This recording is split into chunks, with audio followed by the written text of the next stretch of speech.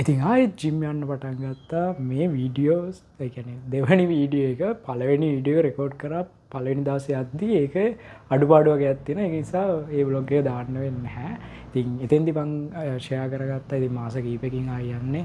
මොකද වැඩත් එක්ක තමයි යන්න බැරුනේ ජිම්. ඉතින් ඒක නිසා පොඩ්ඩක් දවස්වල කියන්නේ වැඩ කරන විදියත් එක්ක ගොඩක් අවුල්. හරිද? බොඩි එකට රෑ නිදා ගන්නෙත් නෑ හරියට කන්නේ.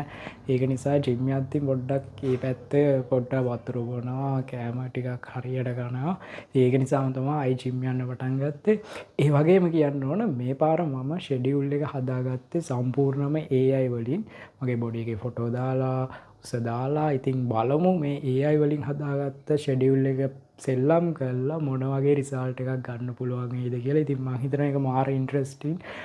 මොකද අපේ බිස්නස් පවා ගොඩක් data analyze කරන්න අපි දැන් AI use කරනවා. ඉතින් ඒක නිසා schedule එකත් AI වලින් හදාගෙන ඒකට සෙල්ලම් කරලා බලමු කොහොමද රිසල්ට් එක කියලා. එහෙනම් අද vlog එකේ බලමු මොනවද වෙන්නේ.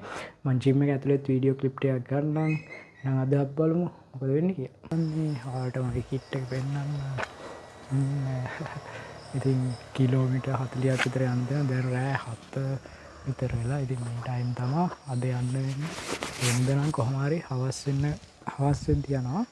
දැන් අපි යමු. තින්නේ ගමන් සගයා.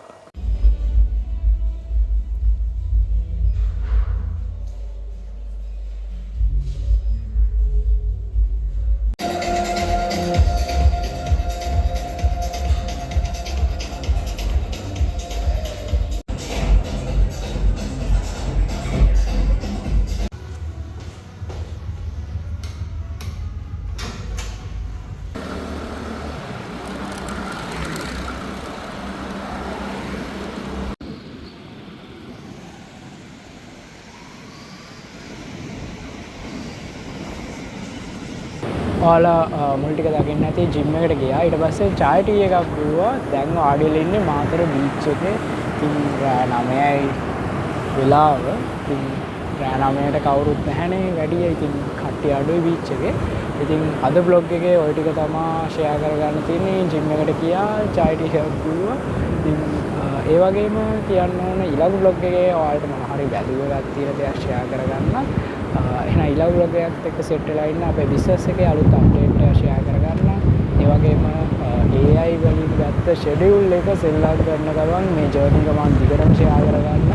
අපි බලමු කොහොමද මේ AI වලින් හදාගත්ත ෂෙඩියුල් එක සෙල්ලම් කරලා ඇත්තටම බොඩි එකේ චේන්ජ් එකක් කරගන්න පුළුවන්ද කියලා. එහෙනම් අපි ඊළඟ vlog එකේ සෙට් වෙමු.